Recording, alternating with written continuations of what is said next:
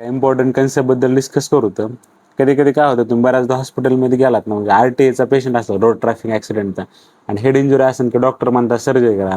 बऱ्याचदा पेशंटला प्रॉब्लेम असतं की असं डायरेक्ट म्हणतात सर्जरी करा, की कारण काय असतं समजा सर्जरी करण्यामागं. तर काही इम्पॉर्टंट कन्सेप्टबद्दल डिस्कस करू. कन्सेप्टचं नाव मिडलाईन शिफ्ट. आणि मागं मी 2 माझ्या बघण्यात आले RTAचे पेशंट, रोड ट्रॅफिक ॲक्सिडेंटचे, आणि त्या दोन्हीमध्ये मिडलाईन शिफ्ट होती. तर मिडलाईन शिफ्ट म्हणजे काय होते समजा नेमक्या ह्याच्यात, तुमच्या डोक्यात असतं ना, ब्रेन असतो, ब्रेन असं बसलेला असतो समजा, सेंटरला काही स्ट्रक्चर असतं तो, आणि कधी कधी स्ट्रक्चर एका साईडला शिफ्ट होतात, त्याला म्हणतात मिडलाईन शिफ्ट. तर असं काय होतं, असं होतं तुमचं मोस्टली होतं तुमचं ब्लिडिंग झाल्यामुळे डोक्यात, जेव्हा ॲक्सिडेंट होतो तुमचा, सबड्युरल हेमाटोमा असेल, इपिड्युरल हेमाटोमा असेल, अशा वेळेस काय होतं, एका साईडची जर रक्तवाहिन्या फुटल्या समजा, तर ह्या साईडला ब्लड साचायला चालू होतं तुमच्या, म्हणजे एका साईडला ब्लड साचल्यामुळे आता ही क्लोज कॅव्हिटी आहे, ह्याच्यातून बाहेर तर प्रेशर रिलीज होऊ शकत नाही. आता नळ फुटल्यानंतर पाणी समजा इकडे तिकडे पांगू शकतं, पण इथं जर नसा फुटल्या तर प्रेशर काही बाहेर जाऊ शकत नाही, ह्या साईडला साचायला चालू होतं.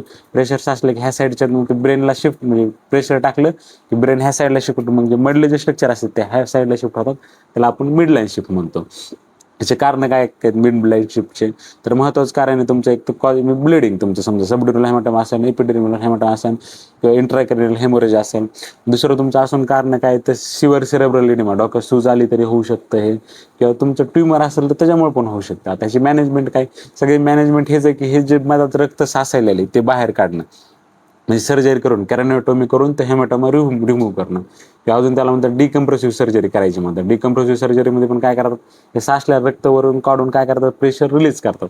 तर डिकम्प्रेसिव्ह सर्जरी करायची असते, त्या सर्जरीला भरपूर खर्च येतो. 2-3 पेशंटमध्ये पण बघितलेलं 1.5 ते 2 लाख समजा म्हणत होते डिकम्प्रेसिव्ह सर्जरी करायची. आणि ह्याच्यात महत्त्वाचं काय, आता मोजतात कशी, मिडलाईन शिफ्ट मिलीमीटरमध्ये मोजतो तो.